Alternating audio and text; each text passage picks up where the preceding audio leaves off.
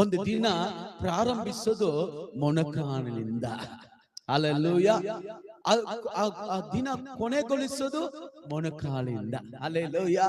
ಯಾವಾಗ ಈ ಮೊಣಕಾಲ ಹಾಕದೆ ಹೋಗ್ತೀವೋ, ಯಾವಾಗ ಪ್ರಾರ್ಥನೆ ಮಾಡದೆ ಹೋಗ್ತೀವೋ, ಪಾಪದ ಶೋಧನೆ, ನಿದ್ದೆ ಶೋಧನೆ, ಹಸಿವಿನ ಶೋಧನೆ, ಲೋಕದ ಶೋಧನೆ, ಇಚ್ಛೆಗಳ ಶೋಧನೆ ಇವೆಲ್ಲ ಬಂದು ನಮ್ಮನ್ನ ಏನ್ ಮಾಡ್ತದೆ, ಕ್ರಿಸ್ತನೊಂದಿಗೆ ಅನ್ಯೋನ್ಯವಾಗಿ ನಡೆಯದ ಹಾಗೆ, ಸಭೆಯಲ್ಲಿ ನಾವು ಆಕ್ಟಿವ್ ಆಗಿ ಇರದ ಹಾಗೆ, ಸೇವೆಯಲ್ಲಿ ಆಕ್ಟಿವ್ ಆಗಿರದ ಹಾಗೆ, ಕರ್ತನಿಗಾಗಿ ಜೀವಿಸದ ಹಾಗೆ ಈ ಶೋಧನೆ ನಮ್ಮನ್ನ ಬಿಲಿಸಿಬಿಡ್ತದೆ.